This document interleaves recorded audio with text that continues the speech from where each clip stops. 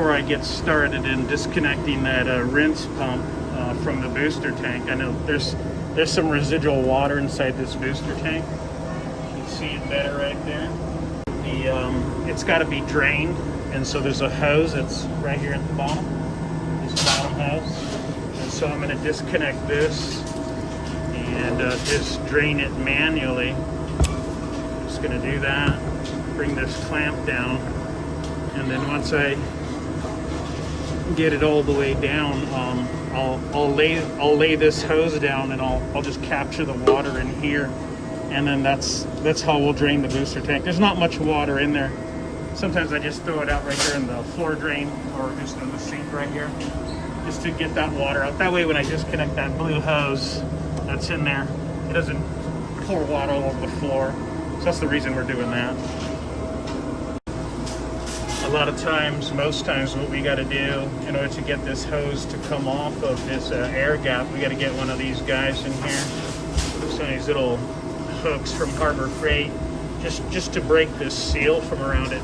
That way, it'll allow you to disconnect it. Over time, it becomes very difficult to disconnect. And then once we get it down like that, we can just gravity out all this water. Like I said, there's not much in there. We could probably fill this up maybe once or twice, and then we'll just toss it in the floor drain.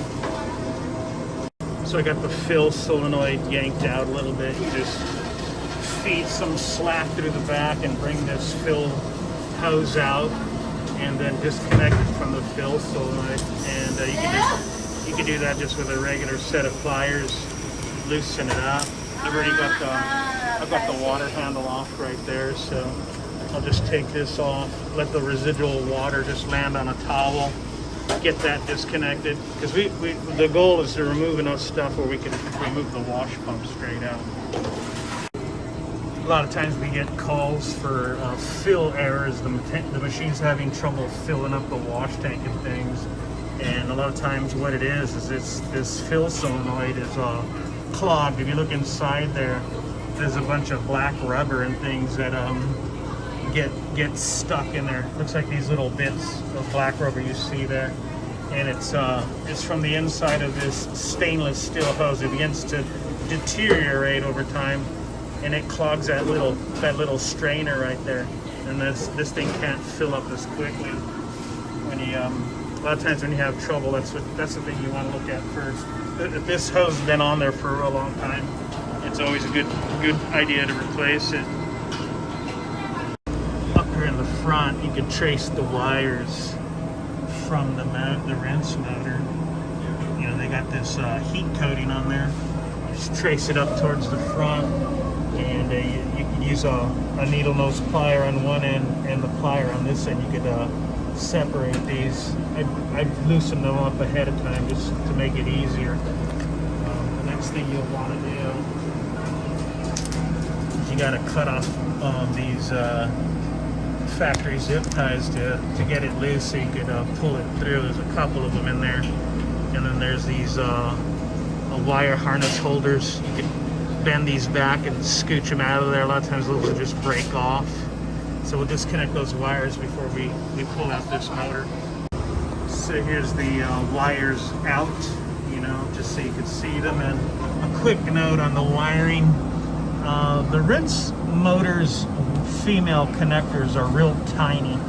These are real tiny compared to the wash pump motor connectors. The wash pump motor connectors are much thicker. You can see the heads are larger, and again, they are labeled. If you look close, you can see that it says 2 motor, right? These are the ones for the rinse pump, and then 1 motor are the ones for the wash pump. So one of the nice things about Hobart is they make it easy for us sometimes. And of course, we can take off the drain pump wiring. Just snake those guys out. It's shaped.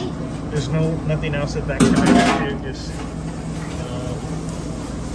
Just hold it up right there. Make it easier to get everything out. I got the fill solenoid up here. I got this guy up here. I got a lot of things just tied up to make room for us when we pull that thing out.